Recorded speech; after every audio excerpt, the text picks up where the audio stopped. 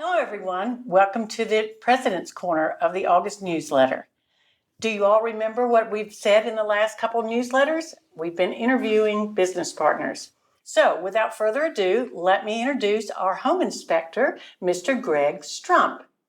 Hi, Greg. Hi, I'm with Sunspections, Peace of Mind Home Inspections. Thanks for having me, Berta.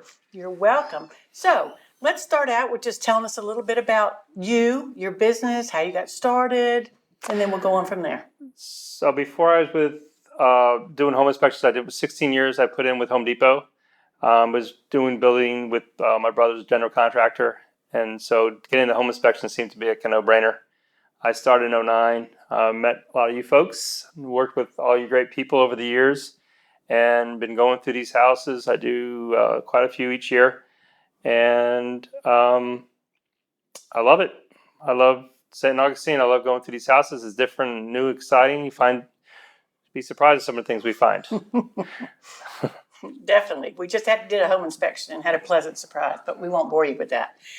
Okay, so tell us a little bit why it is so very important to have a home inspection. Well, what happened to us is a good example. I mean, people are spending their most expensive purchase in their life on a house, to try to save money on an inspection, whether it's a home inspection, a septic inspection, termite inspection.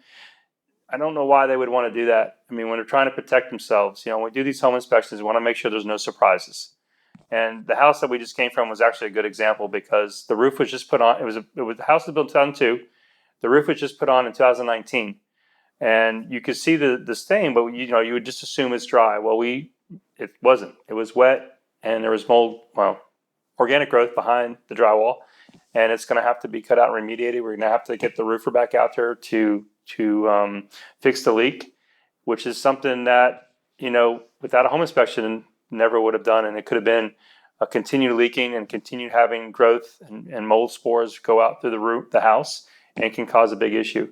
So that's just one example of how important it is to make sure that there's no hidden surprises for these buyers after they move in and close. Obviously, the why to me is an easy thing. I want to talk to you guys, being on the nuts and bolts of it is the insurance.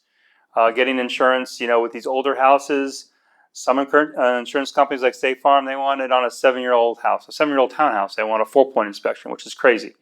Most insurance companies, 30, 40-year-old house, they want these 4-point summaries, and 4 points being the roof, the HVAC, the electrical, and the plumbing. And trying to get insurance in Florida is very tough. As you guys know, there's more claims in Florida than the rest of the country put together. And now these 25-year shingles, if the roof's over 15 years, there's a much shorter pool of carriers for them to pull from to get policies.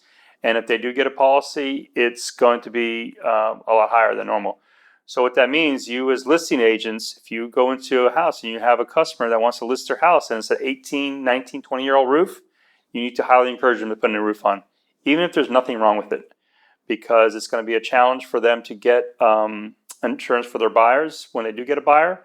Number one. And number two, what's going to happen. A $15,000 roof, the buyer's going to want a $30,000 credit.